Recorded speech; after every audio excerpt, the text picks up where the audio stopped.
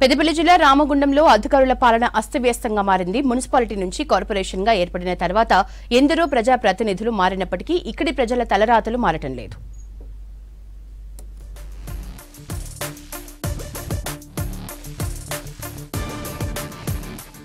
జిల్లాలోని ఏకైక నగరపాలక సంస్థ అయిన రామగుండంలో ప్రజలకు ఆశించిన మేర సేవలు అందటం లేదు.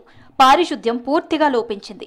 50 డివిజన్లలోని పలు కాలనీలు దుర్వాసన వెదజల్లుతున్నాయి. పారిశుద్ధ్య విభాగంలో 448 మంది సిబ్బంది పనిచేస్తున్నా సేవలు వినియోగించుకోలేని దుస్థితి కార్పొరేషన్లో నెలకొంది. ప్రస్తుత వర్షాకాల సీజన్లో పారిశుద్ధ్యమే ప్రధానం కాగా రామగుండంలో మాత్రం పరిస్థితులు అందుకు భిన్నంగా ఉన్నాయి. పారిశుద్ధ్య నిర్వహణ లేక రోడ్లపై ఎక్కడ పడితే అక్కడ నీరు నిల్వ ఉంటోంది. ఇళ్ల మధ్యలో వర్షపు నీరు చెరువులను తలపిస్తున్నాయి.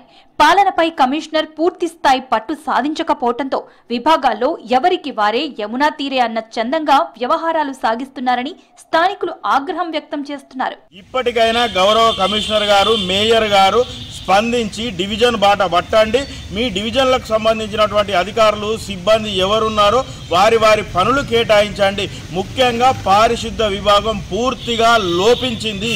ఎక్కడ వేసిన గొంగడి అక్కడే అన్నట్టు ప్రజలు రోగాల బారిన పడతా ఉంటే రామగుండం నగరపాలక సంస్థ సిబ్బంది వారి ఏసీ గదులలో కూర్చొని వారి వాటాలు ఎంత వస్తూ ఉన్నాయని పంచుకుంటున్నారా అని మేము ప్రశ్నిస్తూ ఉన్నాం. సాధారణంగా వర్షాకాలం సీజన్లో పారిశుద్ధ్య సేవలను సమర్థవంతంగా వినియోగించుకోవాల్సి ఉంటుంది. కానీ నగరపాలక పరిధిలో 50% ప్రాంతాల్లోనే మున్సిపల్ సేవలు అందిస్తుండగా మిగతా ప్రాంతాల్లో సింగరేణి, ఆర్ఎఫ్సిఎల్, ఎన్టీపీసీ, జెన్కో సేవలు అందిస్తున్నాయి. ప్రతి వర్షాకాలంలో ముందస్తుగా ప్రత్యేక బృందాలను ఏర్పాటు చేసేవారు.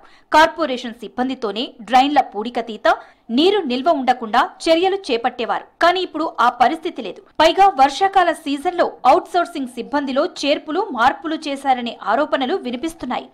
మూతలు పోయినాయి, గల్లీలల్లా రోడ్లు, కుండీలు దాంతోపాటు నిధులు కేటాయించినాయి కదా. నిధులు కేటాయిస్తే కదా పనులు జరిగేది.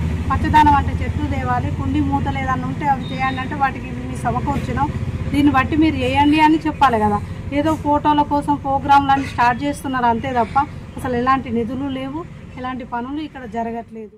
సీజనల్ వ్యాధులు వ్యాప్తి చెందుతున్న కీలకమైన సమయంలో ఆయా ప్రాంతాలపై అవగాహన ఉన్న వారిని మారుస్తున్నట్లు కార్పొరేటర్లు ఆగ్రహం వ్యక్తం చేస్తున్నారు. అలాగే రామగుండంలో కనీస సౌకర్యాలు లేక ప్రజలు నానా ఇబ్బందులు పడుతున్నారని, కనీసం రాత్రి సమయంలో వీధి దీపాలు లేక ప్రజలు ప్రమాదాల బారిన పడుతున్నారని కార్పొరేటర్ కన్నూరి సతీష్ కుమార్ గత 4 రోజుల క్రితం మున్సిపల్ కార్యాలయం ఎదుట బైఠాయించి నిరసన తెలియజేశారు.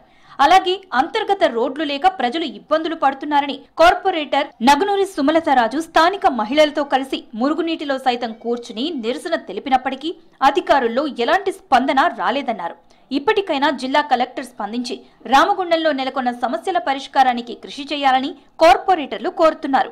చెత్త సేకరించాలి, శానిటేషన్ సరిగ్గా ఉండాలి, డ్రైనేజీలు క్లియరెన్స్ చేయాలి, ఆపై మంచినీటి సరఫరా సరిగ్గా ఉండాలి, స్ట్రీట్ లైట్ వెలగాలనేది ఇది మున్సిపాలిటీ యొక్క ప్రధానమైనటువంటి ఎజెండా. ఈ ఎజెండాను విస్మరించి కూడా మరి ఈ రకంగా ప్రవర్తించడం మంచిది కాదు. ఇప్పటికే కార్పొరేటర్గా నేను 2వ 3వసారి ఈ నిరసన కార్యక్రమం చేపట్టిన. రామగుండం పట్టణంలో డివిజన్లో స్ట్రీట్ లైట్లు వెలిగించేలా చేయాలని వారిని తీవ్రంగా హెచ్చరిస్తున్నాం. ఎందుకు మా 25వ డివిజన్ ఈ నగరపాలక సంస్థలో లేదు కాబట్టి మా రోడ్లు ఇలా ఉంచుతున్నారా? ఎందుకు ఈ రోజు ఈ పద్మావతి కాలనీ చెరువును తలపిస్తుంది. ఎంతమంది నిర్లక్ష్యానికి ఇక్కడ ప్రజలు అల్లాడిపోతున్నారు. ఇక్కడ 60 years ఎబో వాళ్ళు ఉన్నారు. వాళ్ళు ఎలా నడుస్తారు ఈ చెరువులో? డ్రైనేజీ ఉంది. ఒకవేళ హైదరాబాద్లో చూస్తున్నప్పుడు డ్రైనేజీ మూత తీస్తుంటే అందులో పడిపోతున్నారు. వారికి ఏమన్నా అయితే ఎవరు స్పందిస్తారు? కమిషనర్ గారు స్పందిస్తారా? మేయర్ గారు స్పందిస్తారా? నేను స్పందిస్తారా? ఎవరికి ఏమైనా కూడా చేసేదేం లేదు. తర్వాత వచ్చి అయ్యో పాపం ఇలా జరిగిందని తప్పించి జరిగిన ప్రాణ నష్టాన్ని మాత్రం ఎవరు భర్తీ చేయలేరు. రామగుండం నగర పాలనపై కలెక్టర్ శ్రీహర్ష ప్రత్యేక దృష్టి పెట్టి ఎప్పటికప్పుడు సమీక్షిస్తున్నారు.